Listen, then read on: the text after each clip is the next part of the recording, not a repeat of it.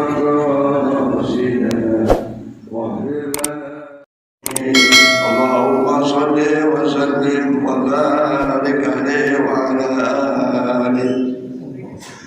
أعوذ بالله من الشيطان الرجيم. بسم الله الرحمن الرحيم. الحمد لله رب العالمين وبه نستعين على أمور الدنيا والدين. والصلاة والسلام على أشرف الأنبياء والمرسلين سيدنا وحبيبنا وشفيعنا ومولانا محمد صلى الله عليه وسلم. ويسر لي أمري واحلل عقدة من لساني يفقهوا قولي. قال المصنف رحمه الله تعالى به ونفعنا به وبعلومه في الدارين آمين. Alhamdulillah wa syukurillah para jamaah sekalian, jamaah Masjid Salam, wabil khusus para jamaah salat subuh yang alhamdulillah wa syukurillah kita diberi kekuatan untuk istiqomah dalam melaksanakan ibadah kepada Allah Subhanahu wa taala, wabil khusus ibadah mahdhah, ibadah wajib, dan dilaksanakan dengan berjamaah bagi kita jamaah Masjid Salam. Para jamaah sekalian, pada kesempatan subuh ini saudara Pak Ustaz Jamiluddin dan datang. Jadi saya mengisinya, mudah-mudahan ada manfaatnya, sekaligus kita insya Allah istiqomah melaksanakan yaitu salat subuh 2 rakaat saat terbit matahari, dan insya Allah kita mendapatkan ganjaran pahala seperti haji dan umroh yang sempurna, yang sempurna, yang sempurna. Kadang kita tergiur dengan gambar-gambar, dengan apa istilahnya, info-info saudara kita, kawan kita, tetangga kita yang sedang umroh atau yang mau umroh. Rasanya tuh masya Allah, alhamdulillah saudara kita, jamaah kita insya Allah dalam waktu dekat ini ada beberapa yang akan umroh, ya. Di antaranya yang mungkin lebih dekat Pak Haji Suradi itu juga akan umroh 1 Oktober. Pak Abdurrahman tanggal berapa? Tanggal 7 kan. Ada lagi Pak Fahmi dan istri juga akan umroh. Luar biasa. Alhamdulillah, Allah kasih kemampuan sisi finansial, Allah kasih kekuatan, dan tentu saja kita doakan mudah-mudahan umrohnya mabrur, umrohnya diterima oleh Allah Subhanahu wa taala. Nah, bagi kita yang maaf dalam arti finansial, boro-boro umroh misalnya, tapi insya Allah dengan barokah kita mengikuti kuliah subuh 1 bulan 4 kali setiap hari Ahad, maka pahala umroh dan bahkan pahala haji Allah berikan kepada kita, bagi kita yang selalu mengikuti kuliah subuh dan diakhiri dengan sholat syuruh. Amin ya rabbal alamin. Para jamaah sekalian, ada 4 hal yang ingin kami sampaikan. Yang pertama tentang ibadah itu sendiri, ya. Yang kedua tentang fadilah bulan Safar. Bulan Safar ini bulan Safar, ya. Tanggal sudah terakhir, sebentar lagi bulan Dzulhijjah. Kemudian tentang lanjutan kitab Toharoh, tentang suci atau bersuci, dan yang terakhir adalah tanya jawab. Para jamaah sekalian, tentang ibadah, ya. Ibadah apa saja? Pada dasarnya secara kaidahnya itu ada 2 kategori. Ada ibadah itu yang bersifat muqayyadah, ya. Ada yang bersifat muqayyadah dan ada yang bersifat mutlaqah. Ini perlu dipahami, Pak. Kadang kita berantem gara-gara salah memahami kaidah dalam ibadah. Apa ibadah muqayyadah? Ibadah muqayyadah itu ibadah yang di situ ada ketentuan syarat-syarat dan rukunnya. Dan itu sudah dicontohkan oleh Rasulullah Muhammad sallallahu alaihi wasallam. Apa contohnya? sholat, ya, sholat maghrib, isya, subuh, zuhur, asar itu sudah muqayyadah, waktunya sudah ditetapkan, sebagaimana Allah berfirman bahwa bagi orang mukmin itu waktu sholatnya sudah ditentukan. Inna sholata kanat alal mu'minina kitaban mawquta. Tak bisa dirubah. Bapak Ibu sholat subuh, sholatnya jam 12 yang tidak sah. Sholat asar dilakukan tengah malam tidak sah. Tidak bisa dirubah, tidak bisa ditambah dalam sini jumlahnya. Saking pahamnya fadilah sholat, dan sholat itu satu kebaikan dibanyak-banyakkan. Sholat subuhnya 10 rakaat, tidak boleh. Dan ibadah yang seperti itu adalah ibadah yang dhalalah, yang sesat. Ya, itu muqayyadah. Yang kedua, sholat contohnya bahwa membaca suratul Fatihah itu adalah pada saat setelah takbiratul ihram, ya, pada saat ia berdiri, ya, takbir, baca iftitah, kan hukumnya sunnah, baca boleh, tidak boleh. Nah, Fatihah di situ posisinya tidak boleh ibu bapak. Fatihah dibaca pada tahiyat, tidak sah sholatnya, itu sesat. Bikin ajaran baru. Sekarang Fatihahnya di waktu sujud, nggak boleh. Nah, itu muqayyadah tuh, ya, nggak bisa dirubah dan harus sama dengan contoh Rasulullah Muhammad Sallallahu Alaihi Wasallam. Ibadah haji itu juga sama, waktunya sudah tentukan kapan? Saat bulan Dzulhijjah, yang dimulai wukuf tanggal 9 Dzulhijjah. Tidak boleh haji bulan Maulid, tidak boleh, tidak sah.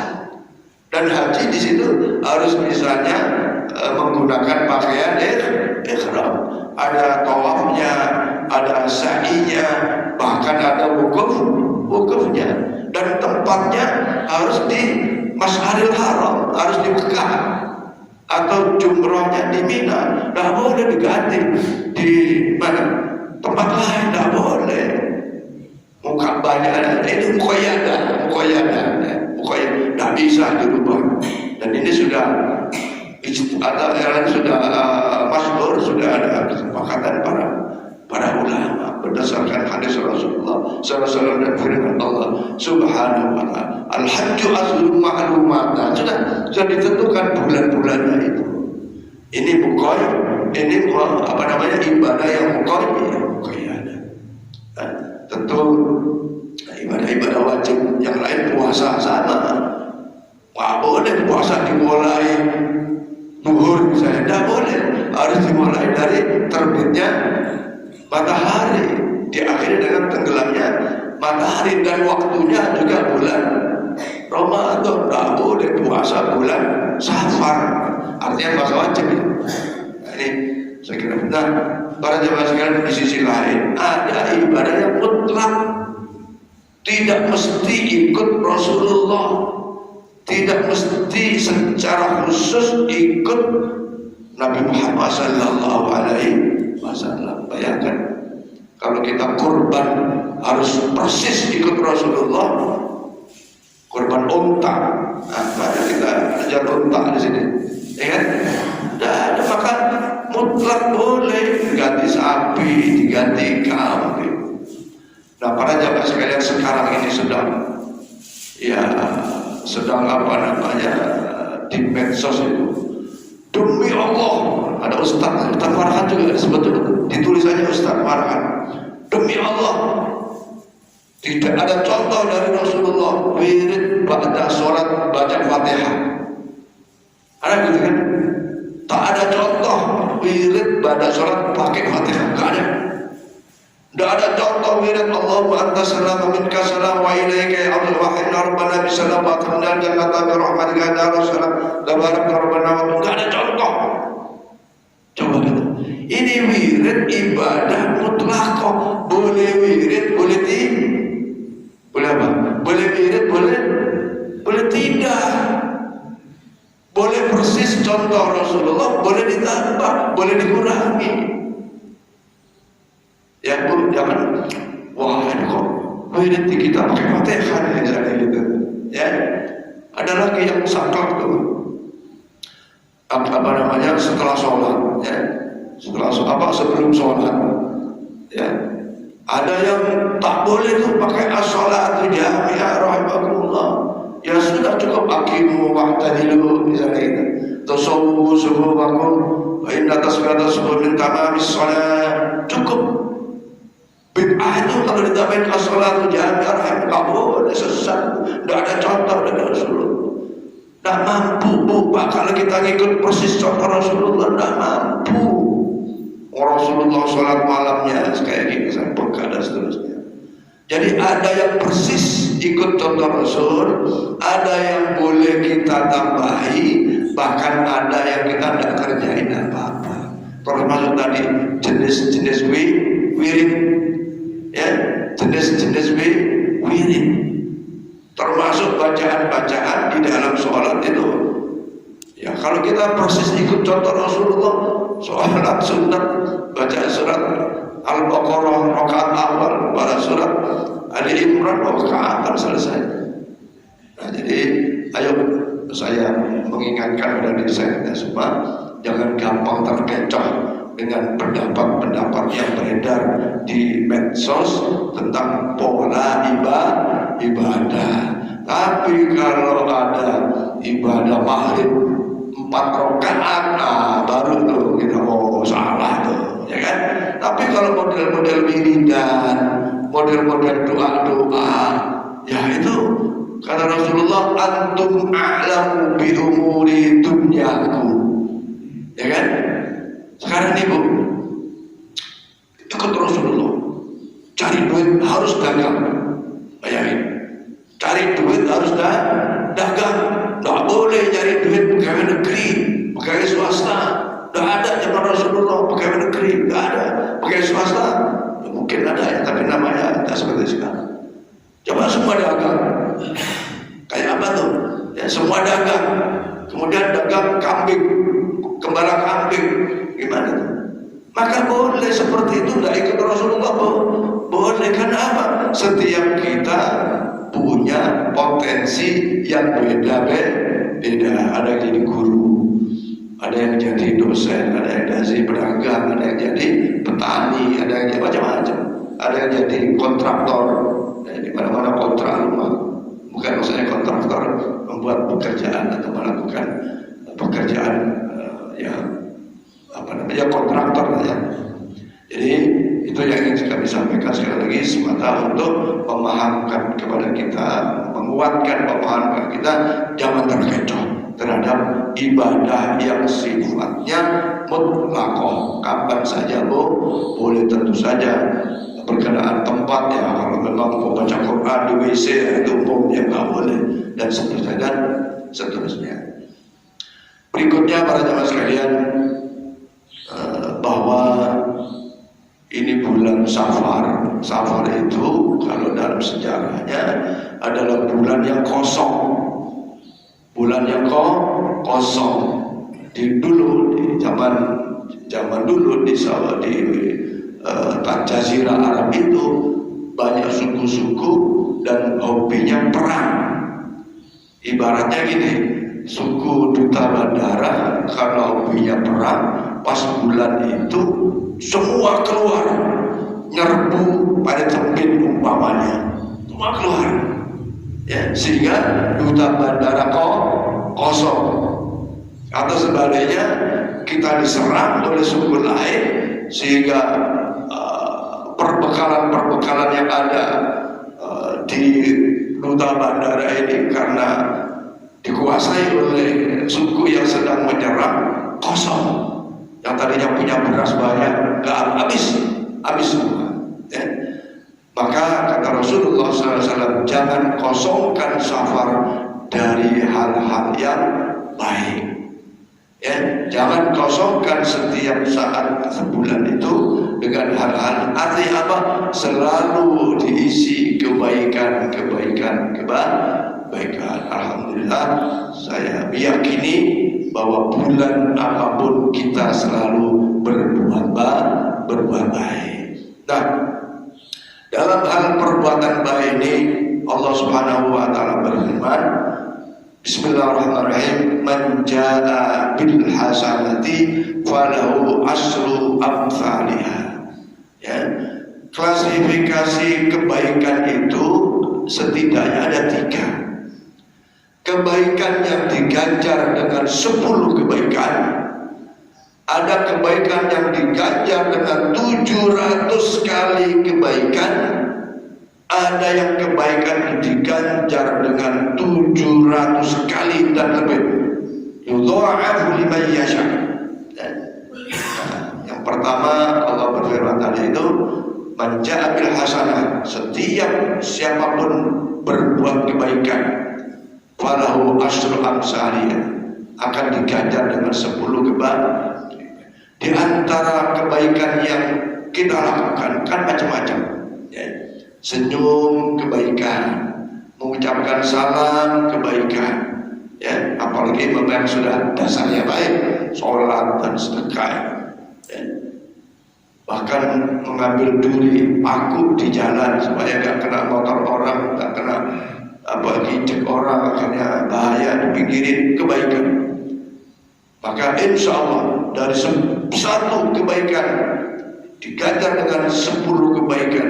Insya Allah banyak kebaikan yang kita lakukan dan mendapatkan ganjaran pahala Allah Subhanahu wa taala. Ya, bersifat umum, kasih sedekah ke pengemis di jalan, kebaikan banyak. Intinya kebaikan itu sesuatu yang memberi manfaat pada dirinya, pada keluarganya, kepada orang lain, dan bahkan kepada halayak ramai. Ya, dan kebaikan yang dilakukannya tentu saja semata ikhlas karena Allah Subhanahu wa taala. Senyum-senyum, tapi kalau senyumnya senyum apa tuh yang pura-pura namanya? Senyum simpul, bukan senyum apa tuh? Pura-pura, itu bukan dapat pahala, ya malah dapat doa, karena tidak keluar dari hati yang ikhlas, ya kan? Sedekah tapi riya, pamer, ya, walaupun sedekah 1000 ke pengemis, tapi niatnya itu tidak lillahi ta'ala, bukan kebaikan yang diperoleh, ya. Nah, ada kebaikan yang masya Allah luar biasa, ya. Bagaimana Rasulullah bersabda, man arsala nafaqatan fi sabilillah wa qama fi baitihi falahu bi kulli dirhamin sab'ati mi'ati dirhamin. Ada kebaikan diganjar dengan 700 kali lipat. Apa di antaranya? Isi kotak amal masjid. Jihad fisabilillah, keluar dari rumah untuk berjihad fisabilillah dalam berbagai bentuk. Membuat sumbangan, ya, ikut bangun masjid, bangun pesantren, bangun lembaga pendidikan, bahkan kata Imam Al-Hajar Al-Asqalani itu termasuk bantu membuat jalan, memudahkan orang untuk beraktivitas, itu termasuk kebaikan yang diganjar 700 kali lipat. Sab'atu mi'ati dirhamin, kata Rasulullah, siapa yang memberikan donasi kepada fisabilillah, maka falahu wa fi kulli dirhamin, setiap 1 dirham itu dibalas sab'i mi'ati dirhamin, 700 kali lipat. Alhamdulillah masjid kita terbangun seperti ini tidak terlepas dari donasi sumbangan Bapak Ibu sekalian. Insya Allah pahalanya sangat-sangat luar biasa. Ayo kita kunci sedekah kita itu dengan keikhlasan semata karena Allah Subhanahu wa taala. Ya, saya yakinnya yang ada ini semuanya sudah pernah memberi donasi kepada Masjid Babus Salah. Mudah-mudahan menjadi amal jariah dan mendapatkan ganjaran pahala 700 kali. Kemudian ada pahala yang mungkin tidak semua kita lakukan. Kata Rasulullah SAW bahwa man dakhala as-suq faqala la ilaha illallah wahdahu la syarika lah lahul mulku wa lahul hamdu yuhyi wa yumiitu wa ala kulli syai'in qadir. Sebanyak-banyaknya setiap kita man dakhala as-suq, siapa yang masuk pasar. Oke lah, pasar ya. Kalau tidak sering ke pasar, man dakhalal mall, kita ganti ayatnya itu kan semisal. Barang siapa yang masuk mall, ya masuk mall, mau beli sesuatu kah, mau dagang kah, mau apa aktivitas di mall, selalu membaca faqala la ilaha illallah wahdahu la syarika lah lahul mulku wa lahul hamdu yuhyi wa yumiitu wa ala kulli syai'in qadir. Allah akan balas 700 kali lipat, bahkan yudha'ifu liman yasha. Allah lipatkan pahala lebih dari 700 kali lipat. Ini hadis yang muttafaq alaih, ya hadis yang hadis sahih riwayat Imam Muslim. Kenapa sampai segitunya? Karena pasar itu adalah tempat yang paling jelek. Banyak setannya. Banyak setannya. Walaupun kita ke pasar insya Allah bukan jadi setan. Tapi kalau melakukan sifat setan, dagang dengan menipu, mengurangi timbangan, yang ditampilkan di atas, di luarnya itu bagus-bagus, dalamnya jelek, misalnya kan? Itu kan perbuatan iblis itu dimaksud jelek.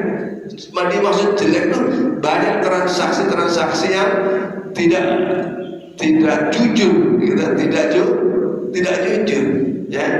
Nah, termasuk orang. Maka kalau di situ kita terus berzikir dengan membaca la ilaha illallah wahdahu la syarika lah lahul mulku wa lahul hamdu yuhyi wa yumiitu wa ala kulli syai'in. Apalagi waktu sedang senang-senangnya belanja, ya sedangkan ada orang sedang belanja itu senang, rasanya happy gitu kan, hajatnya terpenuhi. Begitu dengar hayya 'alas shalah, ingat sholat dulu baru belanja lagi makan asik-asik deh, ya. Lagi makan asik-asik dengar sholat, dengar suara azan, kemudian dia tinggalkan makanan itu, atau mungkin diselesaikan habis itu makan, habis itu sholat. Masya Allah, luar biasa. Artinya apa? Dalam suasana yang senang dan gembira, ya, maka dia masih tetap berzikir, tetap ingat kepada Allah Subhanahu wa ta'ala. Kalau gitu sering-sering ke mall, Pak, sering ke mall baca itu, ya cuman kalau di luar kerjaan ya jangan. Di kantor sibuk gara-gara nyari pahala 700 kali lipat lebih, udah ke mall ya sambil zikir, tidak boleh juga. Ya karena setiap kita bahwa ada tugas dan kewajiban yang masing-masing. Ya, jadi barang siapa kata Rasulullah masuk mall, masuk pasar, kemudian zikir tadi, ya zikirnya pun bukan di toilet dan seterusnya, kemudian membaca zikir tadi la ilaha illallah wahdahu la syarika lah lahul mulku wa lahul hamdu wa ala kulli syai'in, dapat pahala lebih dari 7 kali. Tetapi di antara zikir-zikir itu kok di dalam pasar kelakuannya, perbuatannya, aktivitasnya, misalnya merugikan orang lain, tipu, menipu, mengurangi timbangan dan seterusnya, ya ada sebanding pahala dengan dosa yang besar tadi itu. Ya, jadi mudah-mudahan dalam bulan Syawal ini banyak kebaikan yang kita lakukan, dan saya meyakini kebaikan yang kita lakukan insya Allah bukan saja di setiap saat, setiap waktu, setiap bulan. Mudah-mudahan amal ibadah kita diterima oleh Allah Subhanahu wa ta'ala dan mendapatkan pahala yang berlipat ganda di sisi Allah Subhanahu wa ta'ala. Amin ya rabbal alamin. Nah, yang ketiga, para jamaah sekalian, bahwa pelajaran fikih ini walaupun tiap hari kita kerjakan, kadang-kadang itu juga masih ada yang kelupaan, terutama di dalam mengerjakan ibadah-ibadah yang muqayyadah, ya, di antaranya misalnya sholat. Orang sholat punya syarat harus suci dari hadas besar maupun suci dari hadas kecil, suci dari pakaiannya, suci badannya, suci tempatnya, tidak boleh ada yang kena najis. Maka manakala sholatnya seperti itu, insyaallah sholatnya diterima oleh Allah Subhanahu wa taala. Para jamaah sekalian, ini kitab yang dikarang oleh Buya Yahya dari Lembaga Al-Bahjah Cirebon. Ya, kemarin sudah kita baca, kita lanjutkan. Alat bersuci, ya, alat bersuci tadi, ya, menghilangkan hadas besar atau bahkan menghilangkan najis, itu setidaknya ada 4. Yang pertama air, ya, biasa, kemudian debu, ya, debu untuk mengangkat hadas dan najis mughalladzah. Najis mughalladzah itu najis apa? Najis mughalladzah itu najis kena jilatan anjing, ya, itu mughalladzah. Kalau najisnya kencing bayi, ya, itu najis mukhaffafah, najis yang ringan. Najis yang dimana cara mensucikannya itu harus dengan debu adalah najis mughalladzah yang dikarenakan dijilat karena kena liurnya anjing. Kalau bulunya kering sama kering tidak menimbulkan najis, tapi yang najis itu adalah liurnya, ya. Atau walaupun bulunya kena barang basah, tangan kita basah, ya, menyentuh kulitnya itu bisa menjadi najis. Kemudian alat bersuci yang ketiga adalah batu, ya, batu hanya untuk bisa menghilangkan najis. Misalnya di perjalanan kena kotoran kaki kita boleh dihilangkan dengan batu. Ainun najisnya, artinya ainun najisnya dilihat, ya, dilihat oleh mata kita, itu disebut ainun najis. Atau mungkin kita buang air kecil, ya, pakai batu, ujung dari kulup kita itu dikeringkan dengan batu. Sebagian ulama membolehkan juga dengan tisu, ya, dengan tisu. Ya. Nah, itulah alat-alat bersuci. Ya, tapi ada juga yang keempat itu tibak itu untuk mensucikan daripada kulit bangkai, kulit sapi yang sudah mati, yang tak terpotong dengan syar'i, itu namanya bangkai. Kulitnya bisa disucikan dengan tibak. Nah, para jamaah sekalian, sekarang mengenai air, Allah Subhanahu wa taala berfirman, wa anzalna minas samaa'i ma'an tahura, dan kami telah turunkan air dari langit yang suci dan mensucikan. Jadi kalau Bapak Ibu mau wudu, mau menghilangkan najis, mau mandi hadas besar dengan air hujan, maka air hujan itu adalah ma'an tahura. Sifat air itu adalah suci, tahirun, mutahhirun. Ya, kalau di rumah ada gentong nampung air hujan, maka boleh air hujannya itu untuk bersuci. Atau kalau di rumah ternyata ada sumber air dari dalam tanah, maka sumber air dari tanah itu hukumnya juga suci, ya. Maka air sudah kita paham secara umum bahwa air yang diturunkan oleh Allah dari langit itu adalah air yang suci. Dan Rasulullah bersabda, innal ma'a tahurun, sesungguhnya air yang diturunkan oleh Allah atau air yang keluar dari bumi itu adalah suci, apapun bentuknya, ya, apapun hujan lama ada hujan, tahu-tahu hujan airnya kayak air sirup, suci nggak? Suci. Walaupun mungkin Bapak Ibu kaget, tanda-tanda apa ini? Kok air hujan warna sirup, merah kah, hijau kah, kuning kah, kan? Ya, apapun bentuknya, kalau itu keluar turun dari langit, maka hukumnya suci. Bagaimana sekarang dengan rekayasa hujan? Ya, sesungguhnya rekayasa hujan itu kan alat yang digunakan adalah garam.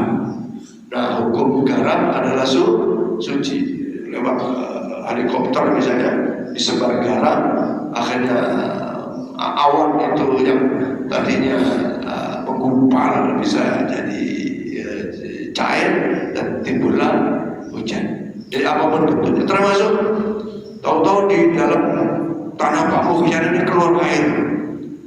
Airnya seperti air madu misalnya, manis itu. Suci nggak? Selama itu betul bukan dari pipa atau bukan dari jaringan apa, maka air yang keluar dari bumi kulluhum thahirun, semuanya menjadi suci. Nah, saya kira ini tentang air sudah cukup. Nah, sekarang air yang kita pakai untuk bersuci itu, ya, jenis air itu disebutkan di sini bahwa ada 4 jenis. Ya, ada air itu thahirun mutahhirun, air suci dan mensucikan. Ya, air suci dan mensucikan. Kemudian ada yang kedua thahirun ghairu mutahhir, ya, air suci tapi tidak bisa untuk bersuci. Ya, saya kasih contoh langsung saja ya. Kalau air yang suci mensucikan, yang pertama tadi itu, yang pertama tadi air hujan, air dari sumber air, kemudian air yang banyak, yang ma'un kasirun, air yang banyak itu berapa banyaknya? Banyaknya itu menurut para ahli fikih adalah 2 kullah. 2 kullah itu adalah lebih kurang 216 liter. Kalau bak kita di rumah ada 216 liter, maka airnya itu suci dan mensucikan. Dan itu bisa dengan berbagai cara bersucinya. Ya, dikobok boleh, digayung boleh, dikasih keran, ditandain boleh. Ya, kalau gentong itu berapa liter? Pak Boyan pernah kita gentong-gentong kandung air itu? Nggak tahu, udah pernah itu berapa liter saja? Rata-rata 1,5. 6? Gayung. Oh, pakai gayung, rata-rata dia gayung ya. Ya, itu masih bagus. Jadi itu airnya thahirun. Ada air suci tapi tidak mensucikan. Air apa? Padahal asli air dari kelapa.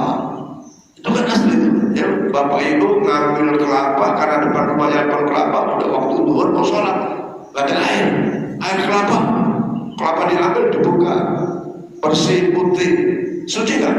Suci, tapi ya, ada air katakanlah 100 liter sudah dicampur dengan teh, campur dengan gula, ya, airnya suci kan? Suci, boleh nggak untuk wudhu? Nggak boleh. Ya, pakai kayu nggak boleh juga karena ini air suci tapi tidak mensucikan karena sudah tercampur dengan benda suci, gula suci, teh suci. Walaupun sama-sama suci, air teh itu tidak boleh untuk wudhu. Air kopi, ya, diminum apa ya? Masuk kopi buat wudhu nggak boleh. Ya, air sirup, walaupun 100 liter, walaupun digayung pun kalau nggak bisa, karena itu sifatnya thahirun ghairu mutahhirun, ya. Kemudian yang ketiga, air yang kena najis, ya, maka airnya tidak suci. Ada air 1 ember di rumah. Sesungguhnya air 1 ember itu kalau untuk wudhu digayung, pakai gayung boleh, bisa. Tapi karena kejatuhan kotoran, apalagi ya, cecak yang banyak, ya, maka itu menjadi air mutanajis, air najis.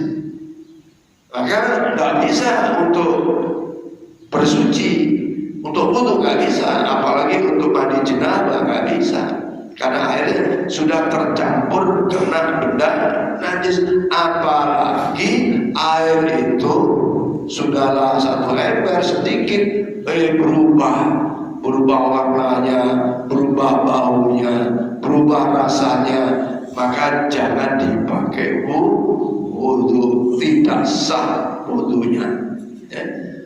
Nah, yang keempat, walaupun di sini tidak ada, namanya air musammas. Air musammas itu air yang sengaja dipanaskan oleh terik matahari. Ibu sengaja deh musim kemarau naruh air di atas rumah dipanaskan, kemudian mau dipakai wudhu, boleh nggak? Nggak boleh. Kenapa? Air panas loh, kalau kena kulit kan kelepong. Ini secara argumentatif begitu. Dan memang di dalam fikih salah satu di antaranya itu begitu, kulit kelepong. Dan yang kedua, al-barosu dapat menimbulkan penyakit baros. Penyakit baros itu penyakit belang-belang. Ya.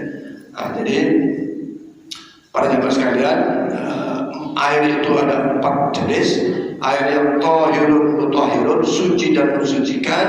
Kemudian yang kedua, ma'un thahirun ghairu mutahhir, air yang suci tapi tidak bisa untuk berwudu, untuk bersuci. Yang ketiga, air yang mutanajjis, air sedikit kena najis. Itu akan berbeda kalau air banyak kena najis.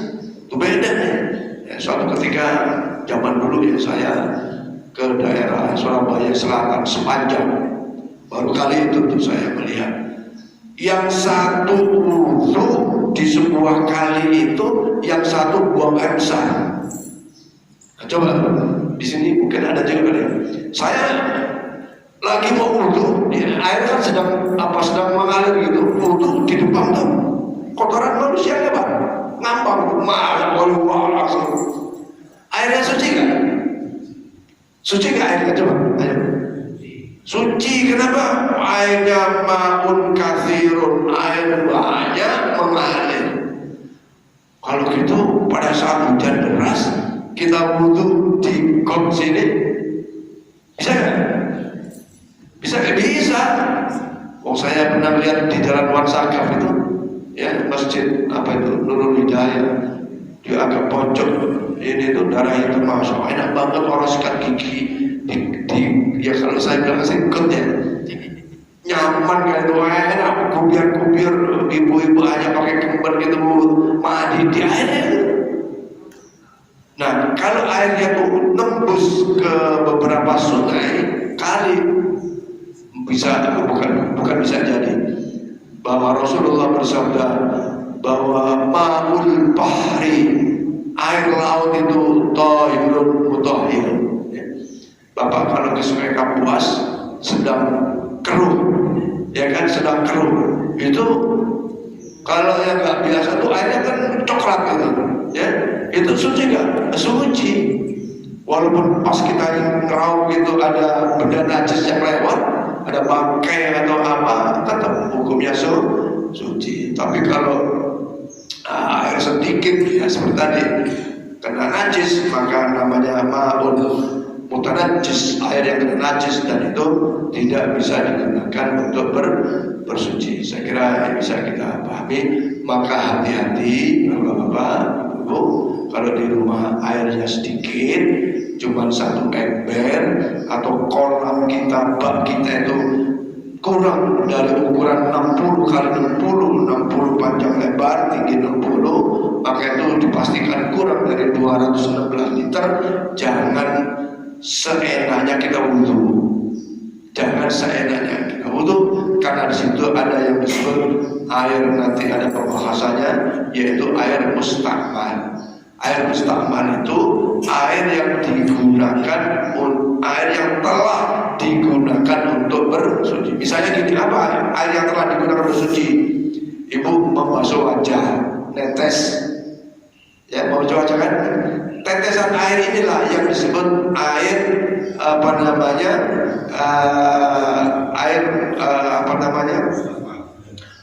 air yang telah dipakai wudhu, ya. Jadi tidak boleh, ya, membasuh tangan, netes kan? Tetesan air yang disebut air mustakmal. Apa mustakmal itu? musta'mal, yang telah digunakan. Digunakan untuk apa? Untuk bersuci. Tapi sifat airnya sendiri suci. Airnya suci, tapi nggak boleh lagi untuk bersuci. Nah, insya Allah nanti ke depan di antara bahasanya itu adalah air musta'mal dan lain-lain. Saya kira ini saja para jamaah sekalian. 3 menit. Penjelasan yang kami sampaikan tentang ibadah, bahwa ibadah itu ada yang muqayyad, harus ikut contoh Rasul, ada yang mutlak, ada yang tidak harus persis, tapi dalam kaidah umum masih bisa. Yang kedua, mari kita isi dari hari ke hari, bulan ke bulan, selalu di dalam isian-isian kebaikan, amal-amal kebaikan sebisa kita. Dan amal kebaikan itu ada yang dibalas dengan 10, ada yang dibalas dengan 700, ada yang dibalas lebih dari 700. Di antara yang dibalas 700 kali lipat adalah donasi-donasi untuk fisabilillah, termasuk Bapak Ibu isi kotak amal untuk pembangunan masjid atau bahkan secara langsung menyumbang pembangunan masjid dan sarana-sarana pendidikan serta pesantren dan lain-lain yang memberi manfaat kepada hayat orang lain. Kemudian yang terakhir tentang air, kemudian kita bisa pahami sehingga cara untuk kita benar menurut syariat Allah dan Rasulullah Muhammad SAW. Mungkin ada yang ingin ditanyakan? Ya, Mas.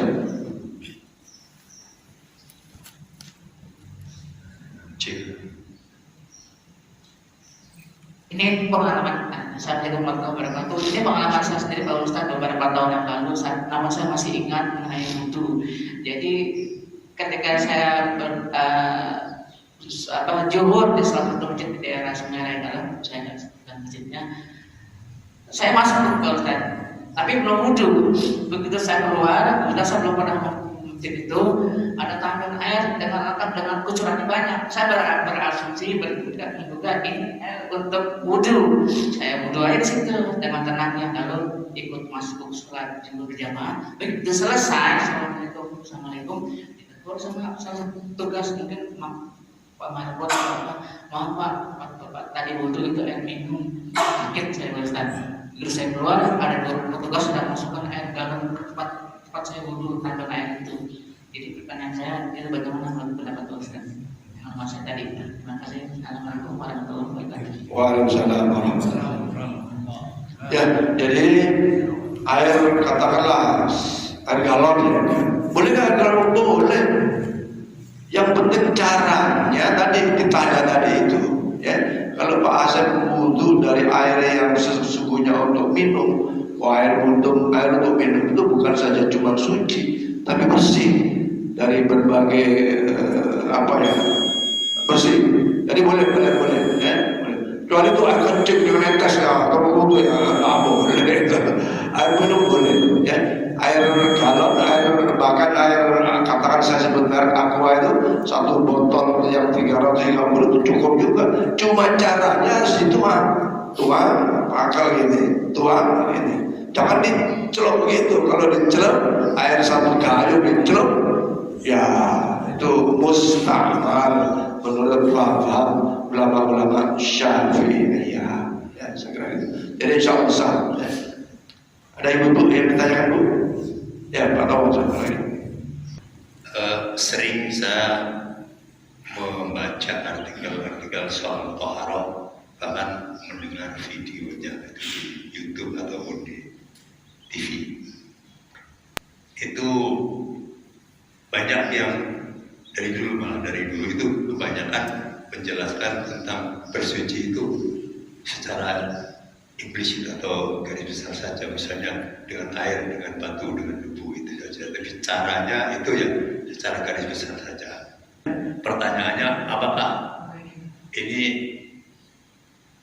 termasuk tadi yang saya tanyakan jorok atau tidak, atau harus dijelaskan seperti itu?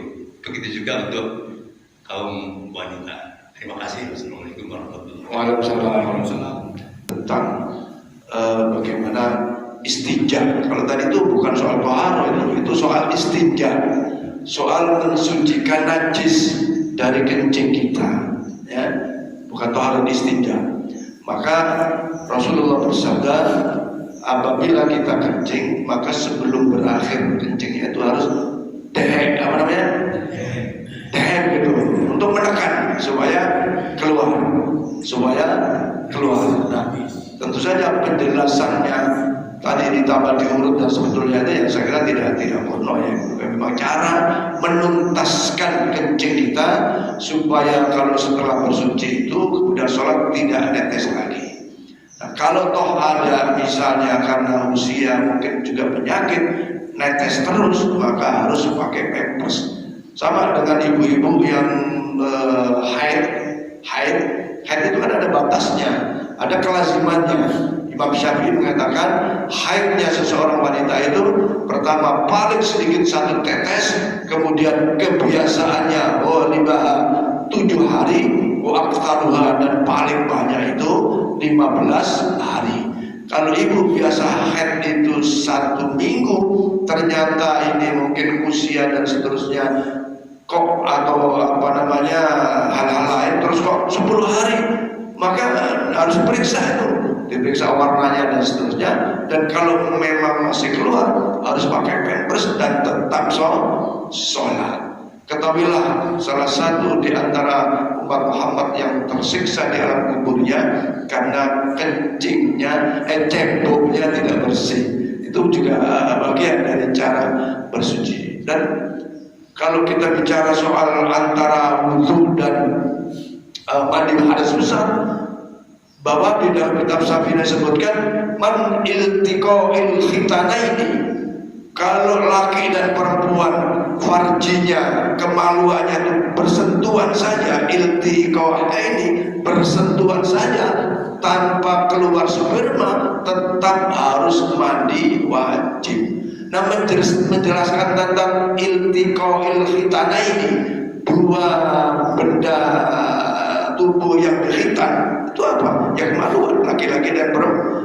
Sentuh saja, sentuh saja, bukan porno itu. Jadi itu menunjukkan hukum. Kalau ternyata sentuhan saja, ya, suami istri misalnya nggak sampai dukhul, ya nggak sampai dukhul, maka tetap wajib mandi walaupun hanya persentuhan saja. Bahkan di dalam kitab fikih yang lain, la yamassuhu illal mutahhar, itu yamassuhu itu dijelaskan dengan sejelas-jelasnya. Ada yang disebut hanya nyentuh saja, ada yang disebut dengan dukhul ya bersetubuh. Nah, menjelaskan bersetubuh itu kan koyo vulgar, ya harus begitu memang. Ya, tidak pikiran demikian kalau sampai sekarang, bahwa kepentingan hukum kadang-kadang itu harus dijelaskan. Kepentingan hukumnya, kepentingan hukum toharo atau bersuci, bukan kepentingan yang lain yang sifatnya birahi atau pornografis. Wallahu a'lam bishawab. Al-Fatihah. A'udzu billahi minasyaitonir rajim. Bismillahirrahmanirrahim. Alhamdulillahirabbil alamin. Maliki yaumiddin. Iyyaka na'budu wa iyyaka nasta'in. Ihdinas siratal mustaqim. Siratal ladzina an'amta 'alaihim ghairil maghdubi 'alaihim waladdallin. Bismillahirrahmanirrahim. Alhamdulillah. Allahumma shalli ala sayyidina Muhammad wa ala ali sayyidina Muhammad. Allahumma ighfir lana dhunubana wa li walidayna warhamhum kama rabbawna shaghira. Allahumma rabbana zidna 'ilman nafi'an wa 'amalan shalihan mutaqabbalan, rizqan wasi'an mubarakan halalan thayyiban. Allahumma ij'al umurana umur dunya wal akhirah.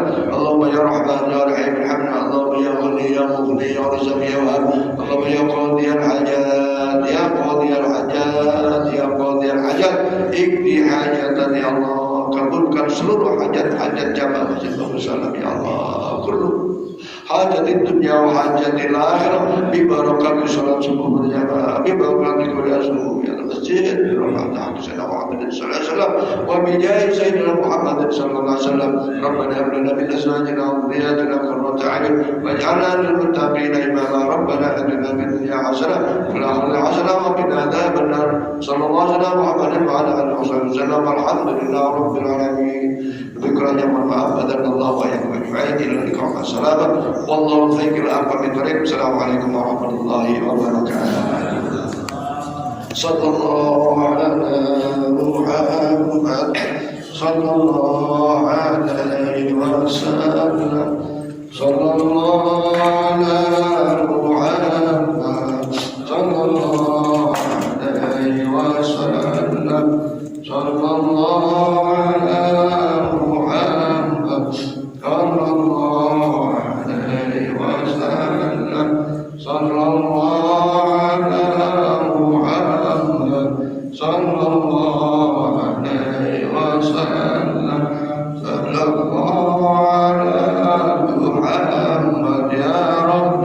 صل عليه وسلم تقبل الله منكم إنكم ربنا كريم الحمد لله.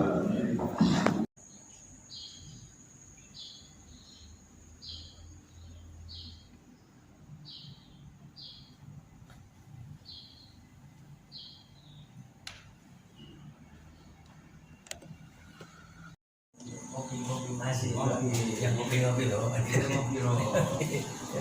kawan kita Pak Moyan. Itu kopi. Ah, iya, ada balik dulu. Nah, olahraga